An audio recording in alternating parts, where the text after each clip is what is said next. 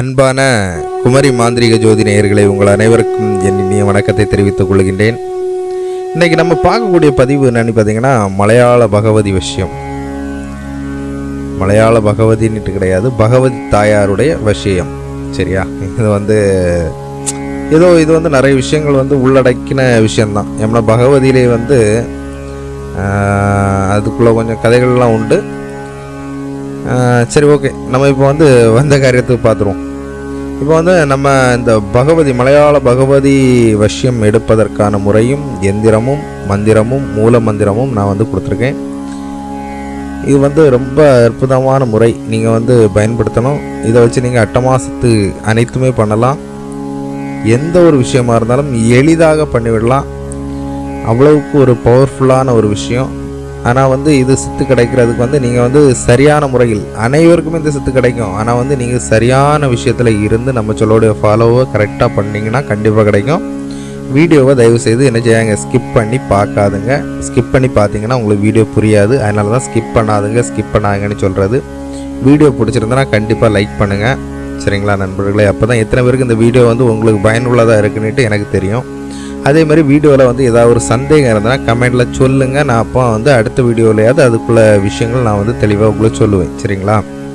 அதனால் எந்த சந்தேகமாக இருந்தாலும் நீங்கள் தைரியமாக நீங்கள் என்ன செய்யலாம், அதில் கமெண்ட் பண்ணுங்கள். நான் கண்டிப்பாக ரிப்ளை பண்ணுவேன். சரிங்களா? சரி, இன்றைக்கி நம்ம இந்த மலையாள பகவதி இதை எப்படி நம்ம அந்த தாயை தன் வசம்ங்கிறது எந்த ஒரு தெய்வத்தையுமே என்றைக்குமே தன்வசம் ஆக்க முடியாது. ஏன்னா ஒரு பூஜை பண்ணி ஒரு பாசம், அவங்க மேலே ஒரு அன்பு. அப்போ நம்ம குடும்பத்தில்னாலும் சரி தான், இல்லை என்ன ஒரு நபர்னாலும் சரி தான், நம்ம மேலே ரொம்ப பாசமாக இருக்காங்க, நம்ம மேலே ரொம்ப அக்கறையாக இருக்காங்கன்னா அவங்களுக்காண்டி நம்ம ஒரு விஷயங்கள் பண்ண தான் செய்வோம். அதே மாதிரி தான் எந்த ஒரு தெய்வமும். நிறைய பேர் சொல்லுவாங்க, அது நான் அந்த தாயை கைக்குள்ளே வச்சுருக்கேன். நான் எந்த தெய்வத்தையும் எந்த மனிதர்களும் கைக்குள்ளே வைக்க முடியாது. அதை முதல்ல நல்லா புரிஞ்சிடணும். சரிங்களா? தெய்வம் தான் பெருசு, மனிதன் என்பவன் பெரியவன் கிடையாது. எல்லா மாந்திரிகர்களுக்கும் இந்த ஒரு விஷயமும் தெரிஞ்சுக்கணும். சில மாந்திரிகர்கள் நான் பெரிய ஆள் அப்படின்னு எல்லாம் நினச்சி ஆடிட்டு இருக்காங்க. கிடையாது. இந்த மரணம் என்கின்ற ஒன்று இல்லாத வாழ்வு யாரு, அதுதான் பெரியவன். மரணமில்லா பெருவாழ்வு யார் கொடுக்குறாங்களோ அவங்க தான் பெரிய ஆள். சரிங்களா? அதனால் நான் தான் பெரியவன், நீ தான் பெரியவங்கிற விஷயங்கள் கிடையாது. சரிங்களா?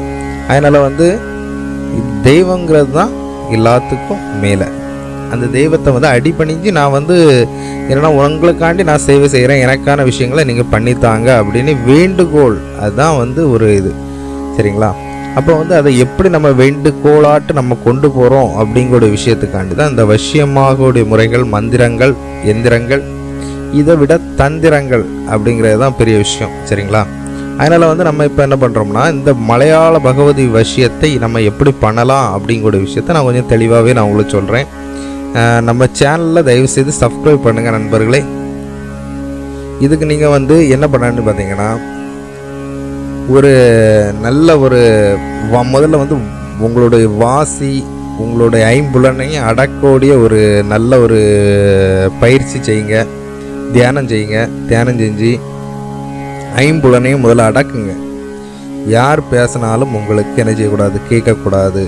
யார் என்னத்தை இதாகினாலும் நம்ம கண்ணை திறந்து பார்க்கக்கூடாது. கண் திறந்தே இருந்தாலும் அதற்கான அசைவுகள் கொடுக்கக்கூடாது. ஐம்புலன்களையும் அடக்குவது என்பது கண் திறந்தா இருக்கணும். நிறைய பேருக்கு இந்த தியானம் பண்ணும்போதும் கண் திறந்து தான் இருக்கணும். கண் திறந்து இருந்து தான் தியானம் பண்ணணும். கண்ணை மூடி தியானம் பண்ணக்கூடாது. அதே மாதிரி இன்னொரு விஷயமும் சொல்லி தரேன். எல்லாரும் கோயிலுக்கு போய் இல்லைன்னா ஏதாவது ஒரு பிரார்த்தனை பண்ணுறீங்கன்னா எந்த ஒரு வழிபாட்டின் முறையின் சரிதான், அந்த டைமில் நீங்கள் என்ன செய்யக்கூடாது, கண்ணை மூடக்கூடாது. கண் திறந்து இருந்து தான் நீங்கள் என்ன செய்யணும், எதுவானாலும் பண்ண வேண்டும். கண்ணை மூடி பிரார்த்தனை பண்ணுறது, கண்ணை மூடிட்டு இருந்து தியானம் பண்ணுறது எக்காரணத்தை கொண்டும் அதை பண்ணக்கூடாது. சரிங்களா? கண் திறந்து இருந்தாலும் கண்ணில் தெரிவது அனைத்தும் மாயையாக எண்ணி என்ன செய்யணும், அந்த நினைவுக்கே நீங்கள் போகக்கூடாது. முதல் விஷயம் அதுதான் ஐம்புலனை அடக்குது. காதில் கேட்கும் பொழுது என்ன செய்யணும், நமக்கு இப்போ ஒருவேளை கண் மூடுவதற்கு ஒரு வாய்ப்பு இருக்குது, நீங்கள் கண்ணை மூடிட்டீங்க. காதை மூடுவதற்கு என்ன பஞ்சா வச்சுட்டு இருக்க முடியாது. சரிதானே? ஆனால் காதில் கேட்கும் போதும் நம்மளை உணரும் பொழுதும் என்ன செய்யக்கூடாது, எந்த ஒரு இதுவுமே இல்லாமல் சும்மா இருங்க. அந்த வடிவேலு படத்தில் சொல்லுவாங்கல்ல, அதே மாதிரி சும்மா இருங்க. சும்மா இருக்கிறது தான் பெரிய கஷ்டம். அது வந்து அனுபவிக்கிறவங்களே தெரியும். இதுக்கு பயிற்சி செய்வதற்கு ஒரு சிறிய விஷயம் சொல்லி தரேன். காலையில் ஒரு மேக்ஸிமம் ஒரு 3 மணிக்கு எழும்புனா ரொம்ப சூப்பராக இருக்கும். எழும்ப கொஞ்சம் கஷ்டமாக தான் இருக்கும். சரி, ஓகே. ஒரு 5 மணிக்காவது எழும்பி நல்லா குளிச்சு எடுத்து அப்படியே ஃப்ரெஷ் ஆகி ஒரு ரூமில் அமைதியாக, அந்த டைமில் ரொம்ப அமைதியாக இருக்கும். ஒரு 10 நிமிஷம் அமைதியாக எந்த ஒரு மந்திரமும் சொல்ல வேண்டாம், எதுவுமே பண்ண வேண்டாம். அமைதியாக ஒரு இடத்துல உங்களுடைய சுய எண்ணங்களை எல்லாம் மறந்துக்கிட்டு உங்களுடைய வாசி, இந்த மூக்கில் ஒடுவில் 2 காற்று, வலது நாசி இடது நாசி, சூரியக்கலை சந்திரகலை, இதை வந்து நீங்கள் வந்து கவனிச்சுக்கிட்டு அந்த காற்றை மட்டும் கவனிச்சுட்டு அப்படியே இருங்க. வேற எதுவுமே பண்ணணும், அமைதியாக இருங்க. எந்த சிந்தனையும் ஓடக்கூடாது. அங்கே பூனை கத்து இல்லை கோழி கத்து எந்த ஒரு எண்ணமும் வராமல் அமைதியாக அப்படியே இருங்க பார்ப்போம். அது ஒரு பெரிய விஷயம். இதில் இருந்துட்டிங்கன்னா எல்லா விஷயமுமே ஈஸியாக எளிதாக பண்ணிட்டு போயிடலாம். சரிங்களா? அப்போ வந்து இந்த மாதிரிப்பட்ட விஷயங்கள் பண்ணுறதுக்கு என்ன செய்யணும்னா, நைட்டு இந்த பூஜை பண்ணுறதுக்கு முதல்ல வந்து நீங்கள் இந்த மூல மந்திரத்தை சொல்லி சித்தி பண்ணணும். சரியா? சித்தி பண்ணதுக்கான விஷயத்தை தான் சொல்லித்தரேன். சரியா? ஒரு நல்ல ஒரு நைட்டு நேரத்தில் இந்த வாசி காற்று, இந்த மூச்சு காற்று வந்து 2 சைடும் சமமாக ஓடும் ஒரு டைமில். அது எல்லா டைமும் ஓடாது. சந்திரகலையும் சூரியகலையும் ஒரே சேமாக ஓடும். இந்த நைட்டு அந்த டைம் கரெக்டாக நீங்கள் வந்து அதை வந்து பயிற்சி எடுத்துகிட்டு இருக்கவங்க கரெக்டாக அந்த நாசி தெரியும். அந்த டைமில் என்ன செய்யணும், ஏதாவது ஒரு இடத்துல நெஞ்சளவுனா கழுத்து மட்டத்துக்கு தண்ணியை நிரப்பிக்கிட்டு அந்த இடத்துல அந்த தண்ணிக்குள்ளே இருந்துக்கிட்டு தான் நீங்கள் என்ன செய்யணும், இந்த மூல மந்திரத்தை நீங்கள் வந்து என்ன செய்யணும், சொல்லணும். கொஞ்சோண்டு இல்லை, ஒரு நாளைக்கு 1008 உரு போடணும். போட்டால் ஒரு 15 நாள் இதே 1008 உரு அப்படியே போட்டுட்டு வாங்க. போட்டுட்டு வரும்போது இந்த மூல மந்திரம் வந்து சித்தி ஆயிரும். சரிங்களா? அந்த மந்திரத்தை நான் சொல்கிறேன், நீங்கள் வந்து எழுதி வைக்கிறவங்க எழுதி வச்சுடுங்க, இல்லை வீடியோ ரிப்ளை பண்ணி கேட்குறவங்க கேட்டுடுங்க. சரிங்களா? ஓம் ஆம் க்ரீம் ஸ்ரீம் க்ளீம் சர்வ ஷாம் மோகினி பகவதி ஜெயமாதா ஓம் ஆம். இந்த மந்திரத்தை, இதான் மூல மந்திரம். இந்த மூல மந்திரத்தை நீங்கள் என்ன செய்யணும், ஒரு 15 நாளைக்கு நடுராத்திரினா என்ன, கரெக்டாக அந்த ஒரு 12 மணி 1 மணி அந்த டைமுக்கு கணக்காக்கி என்ன செய்யலாம், அந்த நடுராத்திரி 12லேருந்து 1க்குள்ளே நீங்கள் என்ன செய்யலாம், உள்ள அந்த ஒரு நெஞ்சளவு கழுத்தளவு தண்ணியில் நின்றுக்கிட்டு, தண்ணியில் இருந்தாலும் சரிதான் நின்னாலும் சரிதான், நின்றுக்கிட்டு என்ன செய்யணும், இந்த மந்திரத்தை நீங்கள் சொல்லணும். அது எப்படி, உங்கள் வாசிக்காது எப்படி இந்த கையை மூக்குக்கிட்ட வச்சா தெரியும். அந்த 2 நாசில இருந்தும் ஒரே மாதிரி காற்று வரும், ஒரே மாதிரி உள்ள இழுக்கும். இதுக்கு நீங்கள் முதல்ல வந்து அந்த பயிற்சி செய்யணும். பயிற்சி செஞ்சுட்டு ஒரு சில விஷயங்கள் பண்ணால் தான் பர்ஃபெக்டாக ஒர்க் அவுட் ஆகும். சும்மா ஏதோ ஒரு மந்திரத்தை நீங்கள் இதாக்குனீங்களா, அந்த ஒரு பிரதிபலிப்பு, அதனுடைய பிரதிபலிப்பு வந்து ராங்காக போவதுக்கு வாய்ப்பு உண்டு. அதுக்கு தான் அந்த ஒவ்வொரு மந்திரங்களுமே நம்ம வந்து அவ்வளோ பர்ஃபெக்டாக நம்ம சொன்னால் மட்டும்தான் இந்த பிரபஞ்சத்துக்கூடால இணைஞ்சு உங்களுக்கு என்ன செய்யும், அதற்கான விஷயங்களை பண்ணி கொடுக்கும். சரிங்களா? இதை நீங்கள் வந்து சித்தி பண்ணிக்கிட்டு அதுக்கு அடுத்தால வந்து ஒரு 15 நாள் கழிஞ்சிட்டு, எனக்கு நான் வந்து 1008 உருவச்சு நான் போட்டுட்ருக்கேன். நீங்கள் 15 நாள் தான் போடணும்னு அவசியம் கிடையாது. கூட ஒரு 15 நாள் போடணும்னு தப்பு கிடையாது. போட்டு நல்லா சித்தி ஆகும்போது அந்த தாய் வந்து உங்கள்கிட்ட வந்து அந்த தாய் வந்து காய்ச்சி தருவாங்க. சரியா? அந்த தாய் வந்து காய்ச்சி தரும் பொழுது நீங்கள் வந்து கேட்க வேண்டிய உங்களுக்கு தேவையான எல்லா விஷயங்களையும் நீங்கள் கேட்டுடுங்க. மேக்சிமம் நான் சொல்கிறது என்னென்னா, உங்களுக்கு வந்து அட்டமா சித்து அனைத்தும் பலிக்கைக்கான வாய்ப்பை நீங்கள் கேட்டுடுங்க. சரிங்களா? அதுக்கு முறைக்கு ஒரு தனியான அறை, ஒரு ரூம் ஒன்று கணக்காக்கி எடுத்துடுங்க. எடுத்துக்கிட்டு அந்த ரூமில் என்ன செய்யணும், ஒரு கலசம்னா தெரியும்ல, அழகாக ஒரு குடம் வச்சு அதில் தேங்காய் வச்சு கலசமாட்டு ரெடி பண்ணி, அப்படி அது உங்களுக்கு தெரியும் நினைக்கி அதில் ரெடி பண்ணிக்கிட்டு அதுக்கு வந்து யாகம் வளர்க்கணும். யாகம் கண்டிப்பாக வளர்க்கணும். இந்த பூஜைக்கு வளர்த்து அதுக்கு என்ன செய்யணும், நீங்கள் வந்து இந்த இந்த வசியத்துக்குள்ள மந்திரத்தை சொல்லணும். இந்த தாயை வந்து தன் பக்கம் பார்க்க வைக்கான ஒரு விஷயத்த நீங்கள் செய்யணும். சரியா?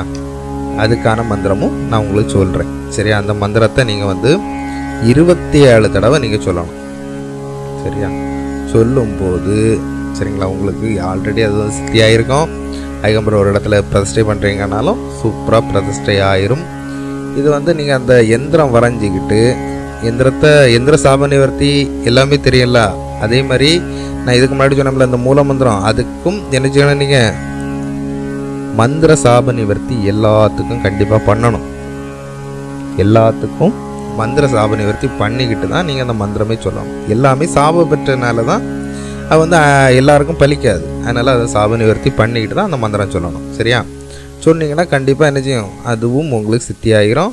அதுக்கடத்தில் எந்திரமும் போட்டு எந்திரத்துக்கு ஹோமம் எல்லாம் வளர்த்து நீங்கள் அதுக்கு முறை நீங்கள் கலசம்லாம் வச்சு எடுத்து நீங்கள் வைக்கும்போது 100க்கு 100% அங்கே வந்து நீங்கள் என்ன செய்யலாம், பிரதிஷ்டை பண்ணும்போது உங்களுக்கு பக்காவான வேலை. நீங்கள் ஒரு இடத்துல ஒரு விஷயம் பண்ணுறீங்கன்னா பக்காவாக இருக்கும். யாவனும் கைப்பட முடியாது. எந்த ஒரு நான் பெரிய கொம்பனாக இருந்தாலும் அந்த கொம்பை வந்து என்ன செய்ய முடியாது, பக்காவாக வேலை செய்ய நண்பர்களே. யாரும் எந்த பெரிய கொம்பனாக இருந்தாலும் கை உள்ள போட முடியாது. அந்த மாதிரி நீங்கள் செஞ்சு ஒரு விஷயம் கொடுத்தீங்கன்னாலும் சரி தான், நீங்கள் ஒரு விஷயம் செஞ்சிட்ருக்கீங்கனாலும் சரி தான், இந்த காரியம் எனக்கு இந்த டேட்டில் நடக்கணும்னா அது கரெக்டாக நடக்கும். யாராலையும் தடுக்க முடியாது. அந்த மாதிரி பக்காவான வேலை செய்யும். நீங்கள் அந்த தாயை உங்கள் பக்கமாக திருப்பதுக்கான விஷயங்கள் தான். இப்போ வந்து நம்ம அந்த 27 தடவை நீங்கள் வந்து பிரதிஷ்டை பண்ணதுக்கான மந்திரங்கள் நான் சொல்கிறேன். அதை நல்லா பார்த்துடுங்க. முடிஞ்சுனா எழுதி வச்சுடுங்க, இல்லைனா வீடியோ ரிப்ளை பண்ணி கேட்டுடுங்க. சரியா நண்பர்களே?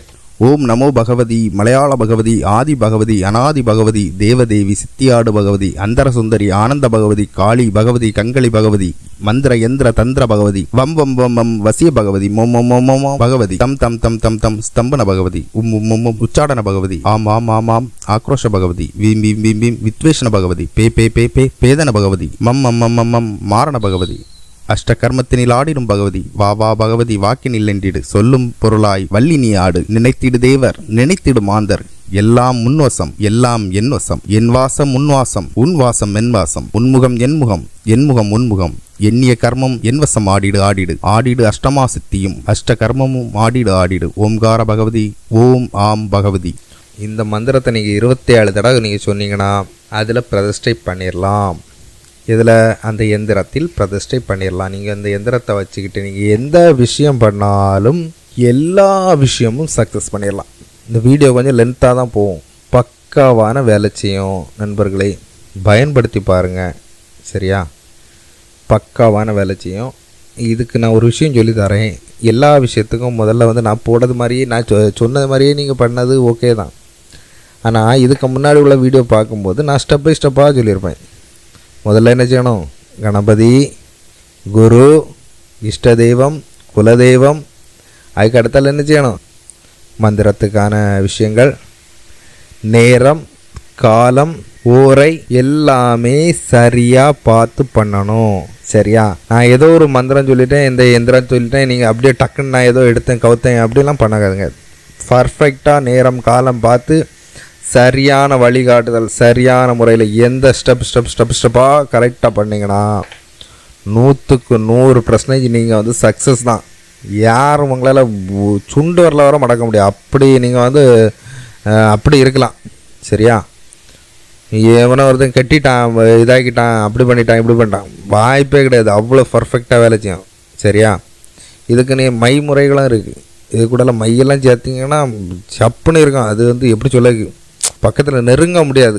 அந்த மாதிரி ஒரு விஷயங்கள் நீங்கள் பண்ணிவிட்டால் பண்ணதான், வாய்ப்பே கிடையாது. வேறு எவனாலையும் ஒன்றுமே செய்ய முடியாது. அந்த மாதிரி பர்ஃபெக்டாக பண்ணலாம். சரி நண்பர்களே, நம்ம வந்து சேனலை தயவுசெய்து சப்ஸ்கிரைப் பண்ணுங்கள், லைக் பண்ணுங்கள், ஷேர் பண்ணுங்கள். சரியா? நான் கண்டிப்பாக வந்து உங்களுக்கு நிறைய பதிவுகள் தந்துக்கிட்டே இருக்கேன். நீங்கள் என்கிட்ட சில நபர்கள் வந்து கால் பண்ணி, ஐயா எனக்கு வந்து மாந்திரிகம் கற்க ஆசையாக இருக்குது, நான் மாந்திரிகம் கற்கணும். இப்போ நான் போடக்கூடிய வீடியோ அவ்வளோவுமே நீங்கள் பார்த்தீங்கனாலே ஒரு பெரிய இதாகிடலாம். ஏன்னா என் குரு கொடுத்த அவ்வளோ விஷயங்களும் நான் உங்களுக்கு ஓப்பனாக நான் சொல்லிகிட்ருக்கேன். ஏன்னா இந்த கலைங்கிறது வந்து அவ்வளோ ஒரு பெரிய விஷயம். இது வந்து அழிஞ்சு போயிடக்கூடாதுங்கிறக்காண்டி தான் நான் இவ்வளோ விஷயங்களை நான் ஓப்பனாக உங்களுக்கு சொல்லி கொடுத்துட்ருக்கேன். அதனால் நீங்கள் இதை ஃபாலோ பண்ணாலே போதும். நான் எது பண்ணணுங்கனோ எது பண்ணண்டாம்னா அது பண்ணாதுங்க நண்பர்களே, அப்படி சொல்லிடுவேன். நீங்கள் பண்ணண்டாம், நீங்கள் வந்து குரு துணை இல்லாமல் பண்ணாதுங்க, இல்லை இதை வந்து பண்ணுங்க, ப்ராக்டிஸ் பண்ணுங்கள், பழவுங்க அப்படிங்கிற விஷயங்கள் நான் அவ்வளோமே சொல்லிடுவேன். அதனால் ஒரு தடவை நான் பண்ணி பார்த்தேன், அது ஃபெயிலியர் ஆகிட்டு திரும்ப திரும்ப பண்ணுங்கள். முயற்சி என்பது தான் எல்லா விஷயத்துக்கும். இது முயற்சி மட்டும்தான் உங்களை வந்து அடுத்த லெவலுக்கு கொண்டு போகும். அதனால் வந்து முயற்சி செஞ்சுக்கிட்டே இருக்கணும். சரியா? ஒரு விஷயத்தில் நான் வந்து ஒரு நேரம் நான் ஃபெயிலியர் ஆகிட்டேன், ஏதாவது ஒரு இடத்துல தப்பு பண்ணியிருப்பீங்க, நமக்கு தெரியாது, ஆனால் வந்து தப்பு பண்ணியிருப்பீங்க. அதை வந்து திரும்ப திரும்ப திரும்ப திரும்ப பண்ணும்போது உங்களுக்கு முயற்சி வந்து பெரிய விஷயம். அதுதான் முயற்சி மட்டும்தான் உங்களுக்கு உங்கள் வாழ்க்கையில் கை கொடுக்கும். அதனால் தயவுசெய்து என்ன செய்யுங்க, முயற்சி எடுத்துக்கிட்டே இருங்க. சரியா? வாழ்க்கையினுடைய எல்லா இடத்துலையும் சரி தான். நீங்கள் ஒரு விஷயம் பண்ணுறேன், இல்லை இன்னாருக்கு ஒரு ஆளுக்கு பண்ணி கொடுக்குறேன், ஏதோ ஒரு இடத்துல நீங்கள் தப்பு பண்ணியிருக்கலாம், இல்லை எதிராளி உங்களை விட பலமாக இருக்கலாம். அப்படி அந்த இடத்துல வந்து உங்கள் விஷயங்கள் ஃபெயிலியர் ஆக தான் செய்யும். அதற்காக நீங்கள் வந்து என்ன செய்யக்கூடாது, தைரியத்தை என்ன செய்யக்கூடாது, விட்டுக்கிட்டு நான் வந்து ஐயோ எனக்கு எல்லாம் போச்சு அப்படி இருக்கக்கூடாது. தைரியமாக என்ன செய்யணும், அடுத்த ஸ்டெப்புக்கு இறங்கி வேலை செய்யணும். அப்போ மட்டும்தான் நம்ம வந்து சக்ஸஸ் பண்ண முடியும். நம்பிக்கை இதில் வந்து பெரிய விஷயம் என்னென்னா நம்பிக்கை. நீங்கள் நம்பணும், நான் இந்த விஷயம் பண்ணுறேன், நம்பணும். யாரை நம்பணும்? நீங்கள் எந்த தெய்வத்தை முதல்ல வந்து மனசார இதாகிறீங்களோ அந்த தெய்வத்தை கைவிடவே செய்யக்கூடாது. ஏன்னா இன்றைக்கி பார்த்திங்கன்னா நம்ம மக்கள் மட்டும் என்னென்னா, காய்ச்சல் தலைவலி வந்து 2 நாள் குறையலைன்னா 3ஆவது நாள் சாமியை மாற்றிட்டு போயிடுவான். சாமி அடுத்த சாமியை பார்த்துட்டு போயிடுவான். எனக்கு சொடலை வந்து சரியில்லை, நான் வந்து ஏக்கே பார்த்துக்க போகிறேன் அப்படின்ட்டு போயிடுவான். அதனால் வந்து ஒரு தெய்வத்தை கை வச்சு பிடிக்கிறீங்கன்னா அந்த தெய்வத்தை இறுக்காமல் பிடிச்சிடுங்க, இறுக்கி பிடிச்சிடுங்க. எனக்கு உன் கையை விட்டால் எனக்கு வேறு எதுவுமே கிடையாது அப்படிங்கிற அளவுக்கு இறுக்கி பிடிச்சிட்டிங்கன்னா அந்த தெய்வமும் கையை பிடித்து கொள்ளும். சரிங்களா நண்பர்களே? தயவுசெய்து வந்து நம்ம சேனலை சப்ஸ்கிரைப் பண்ணுங்கள். திரும்ப திரும்ப சொல்லிகிட்ருக்கேன். நன்றி நண்பர்களே.